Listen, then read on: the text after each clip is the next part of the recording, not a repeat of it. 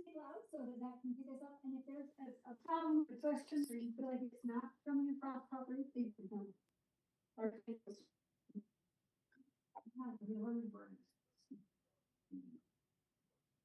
Okay. You want to come? Steve and be able to send it to the top. It won't. Well, Yeah, you never know. You know, I mean,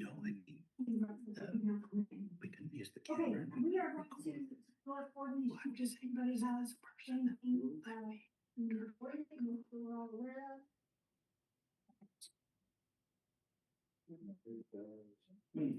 No, I got a meeting.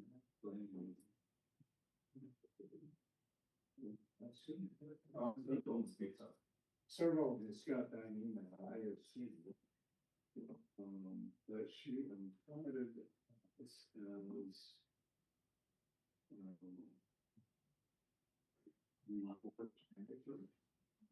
Is someone observed parts of all of the election process?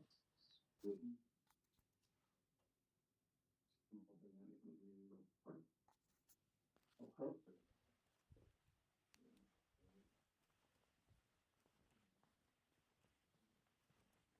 Testing, testing.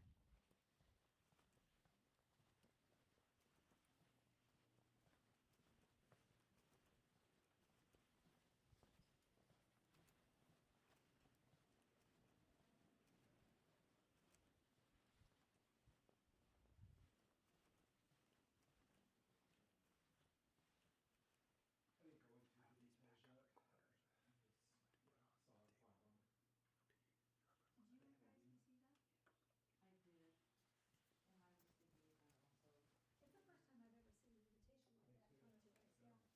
Thank you. That's Mike, thanks so much.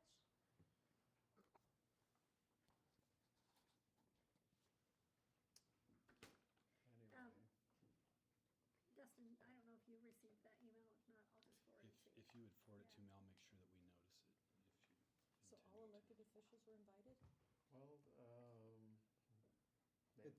Yeah, I believe it's open to the public, anyone who would like to see how the counting of ballots is done and how they're handled through the whole system to show that the process is secure. Yeah, I think It it's says, great that they're doing that. due to security protocols, the area is a badge access only, so there is some logistics and security. I don't know if we can extend the invitation beyond ourselves, we'd have to actually ask. That's not up to us to say anybody can go to it, I'm assuming anybody can, but I don't wanna be responsible for putting it out there that anybody can go if that's not the case, cause I just don't know.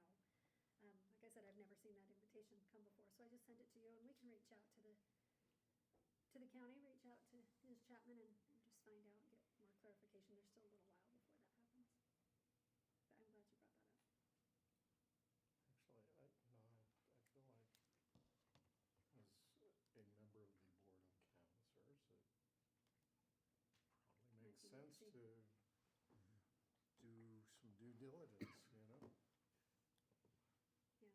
Yeah, that's good. Anyone have anything else, just logistic-wise or coordinate?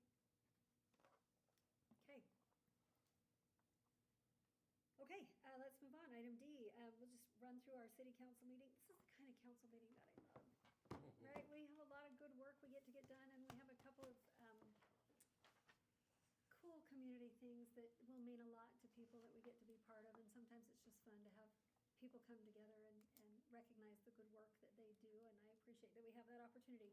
So we are doing a proclamation honoring Mason Suazo. As you'll recall, he's the South Jordan young man who plays baseball that was named the April Playball Player of the Month for the whole country. Wow. Yes. Oh. And proud of that young man and how well he represents us and our Little League program, and Mason's fantastic, and excited to be able to bring him in and recognize him tonight.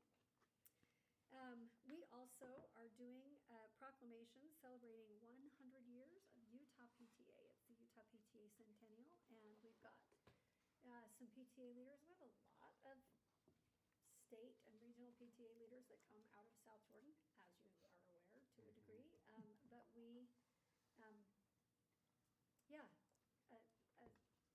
centennial celebration, 100 PTA and the good work that they've done for the students and teachers and parents across the state of Utah. So we will have people here for that, that they're inviting, and they'll take a quick minute to speak a little bit, and then we'll do that. I'm curious, was this something that they asked us to recognize? Is this you initiating the recognition? Are there other cities doing this? They reached out and wondered where to even start with that, so I gave them some advice. The governor's doing one. Hello, welcome. The governor's doing a proclamation now for them, and I don't know what other cities. I gave them some Okay. ideas for how they could reach out, and Okay. I'm not sure what other cities, but Just curious, thank you. I also recommended that they make it as easy as possible, write a draft proclamation so that that doesn't take staff time, and then we can make edits if we want to, but, reach out and maybe share a little bit about the benefit that's been to the community and the 1,000,000+ students, or however many it's been, and so then the ball was in their court, and they did, and so, Okay, yeah. so they we did did a write it up. proclamation. Good. Yeah. That's great. Nice. Yeah. So that will be fun. And then we have a couple of public hearing items. We are going to have a public hearing before we consider taking action on adopting the City of South Jordan Water Conservation Plan for 2025. We'll have a presentation and a public hearing on amending Chapter 7 of the South Jordan Plan to comply with new requirements of state law. As you know, there's a lot. Every year there's quite a few.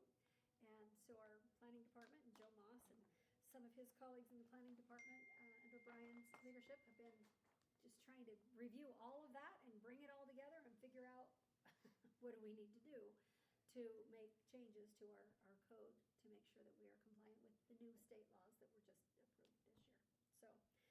So they're going to bring us that. It's a lot of work to do that analysis, and they did a good job.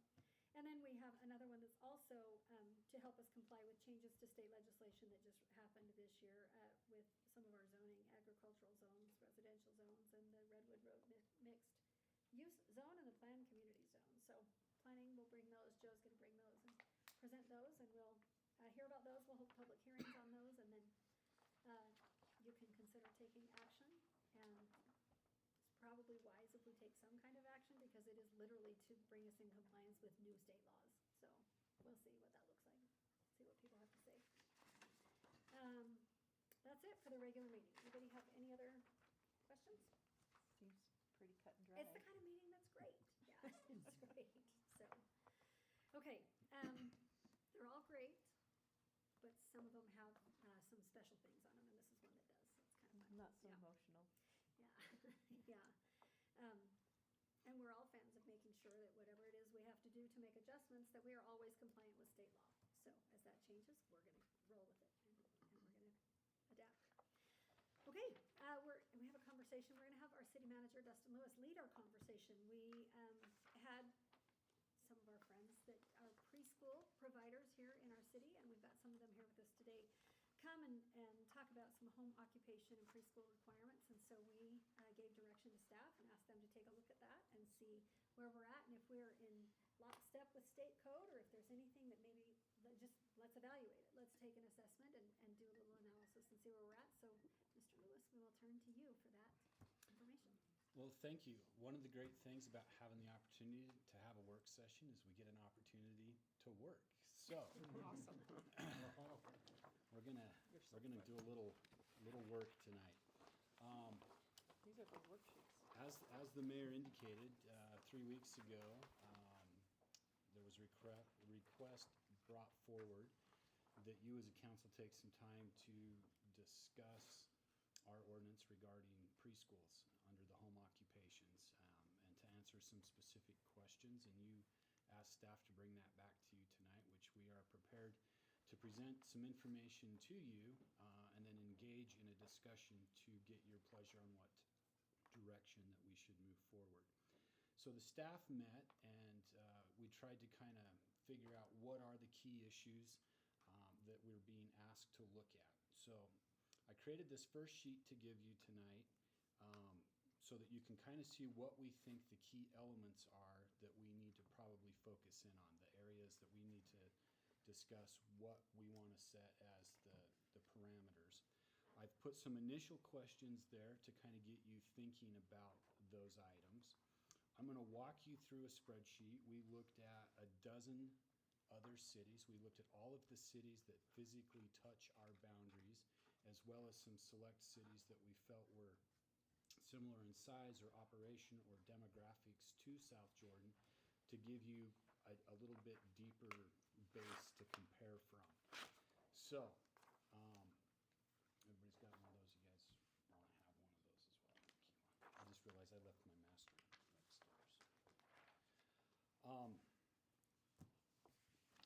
And I will give you this handy spreadsheet in a minute, but I don't want you to get too far ahead of me. So, Is it the cheat sheets? it's the cheat sheet. What this is, and I will give you a set of this. I have copied the code out of all of those cities' municipal code. We reviewed that, we condensed it down onto this chart, which is related to this chart, and you'll see how that comes together in a minute. But I'll give you that so that you have the ability to actually see what that looks like. So one of the big things that we looked at that I think that you need to probably take a look at in your discussion is, should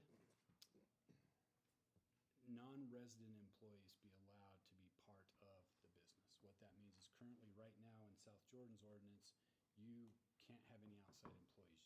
You live in the home, you're the employee, you can't bring in any others. When we look across what all the other cities are doing, and just to give you an idea, this includes Sandy, Harriman, West Jordan, Riverton, Murray, Layton, Orem, Holiday, Mill Creek, Eagle Mountain, West Valley, Bluffdale, Taylorsville, and Midvale.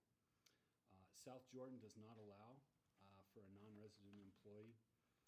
And then after that, almost every city allows for at least one. Some of them allow for two. Some allow for one, and then some special exemptions. You might be able to have more than that. Taylorsville and Midvale both say no to extra employees. So a majority of other cities allow what they call a non-resident employee to come to the home to assist in that. Now, that's important as you consider that, because if you make this change for preschools, you have other home occupations that may now ask for that same consideration, to have additional employees that don't live in the home now come to the home. Daycares, other types of businesses may also want that. So something to consider. So if you pause 1 sec, real quick. So our current ordinance says, I live in the home, I can run the business, but somebody in South Jordan or West Jordan or any town, nobody else can come into my business and work out of my home. you can't have an outside employee. But you could have, But now, if a your child, daughter lived yeah. at home, Yeah. and they could help Yeah. with your business, or if your mother-in-law lived in the home. so anyone uncle. currently running a business in South Jordan that has an employee coming to their home is not within the city pool. Is possibly in violation of the code. And I say possibly because we do have some circumstances where we have some conditional use permits from previous eras under the home occ situation. And those people in the negotiation of that conditional use permit may have gotten that. And I've made copies of a couple of examples under preschools that have conditional use permits where they have different rules. And those CUPs run with the land. So that's a value to those. It's also why we have some homes that may have more dogs than the current ordinance, because back in the day, that was a CUP, conditional use permit, and they were allowed to have that, and as long as they abide by that CUP, they play by slightly different rules. So I never want to say in absolutes, Yeah. because I don't know every conditional use permit that's ever been issued over the last 3 decades. Okay, thank you. So that kind of gives you the introduction to non-resident employee. One of the biggest things is probably parking issues. That seems to be the one that most cities, as they have looked at this, have said, we want to keep the neighborhood feel in our neighborhoods, and parking is one of those things that can become potentially problematic.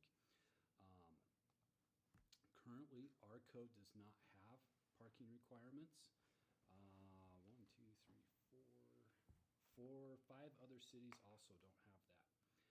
Some of the cities require that there be off-street parking. Some cities do it on a case-by-case basis. Some cities require that it has to be on the property or on the street that directly abuts the lot, meaning they can be on the public street, but they can't be on the opposite side of the street in front of a neighbor's home. There's some that require to have at least 2 on-site, some require both on-street, off-street. Some are specific about how people drop the students off and where they're picked up.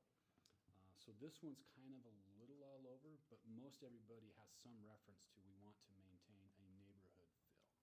Now, closely related to the parking is the vehicle traffic flow. And this is where, again, it gets a bit wild amongst the cities in what qualifies as a trip.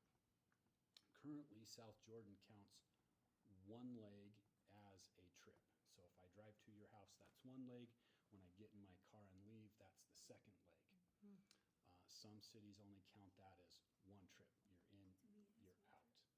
Now remember, if it's like a regular home business and I go to your home to make a purchase, I drive over, I pick it up, and I leave. With a daycare, preschool type operation, usually it's a trip in to drop student off, you leave, you come back later, and you leave. So you probably need to give some thought and discussion to what qualifies as a trip. Is it each time that person comes down the street, or is it I have to drop off and pick up, that's going to be one trip? I think clarification there would be something to But right consider. now, the city looks at that as 4 trips. Right now, that would be considered 4 trips because we count each leg. And you may think, well, what's the big deal in that? If you had your preschool at the end of a cul-de-sac and I lived out on the edge and you have 6 students, that now means that there's 12 cars that drive past my home. You 6 in, 6 out, and then later 6 in, 6 out. So this gets into now as we start to look at class size, number of students per day, sessions per day, sessions per week, those could add up. So depending on where you want to go with those, the guy that lives out on the end of the street now may see an additional 100 vehicles pass the front of his home every day. So these are where it starts to get interesting. So South Jordan on the vehicles, we limit it to 12 one-way, which basically means 6 round trips per day. Sandy is at 24. Some of them, it's just restricted to some zones that they're in. A couple other cities have 24. Murray's a case-by-case basis. Eagle Mountain is 12 clients per hour, but a cap of 24 per day. West Valley is 2 per hour without a CUP, or up to 6 per hour with a CUP. Bluffdale's up to 16 trips per day, which is 8 vehicles coming and going. So you can see this starts to get somewhat Complex. confusing in how a city determines what to count as a trip and things. So I put that in there again near the top because I think it's one of the more critical things. Now this next one with class size is how do you limit the size? And this was one of the things that our resident, and you'll see that I've starred 3 items on here that Ms. Zollinger asked that you specifically give some clarification to. This is one of them, is how many students should be in a class. Currently, we have a max of 8. Again, some cities are at 8.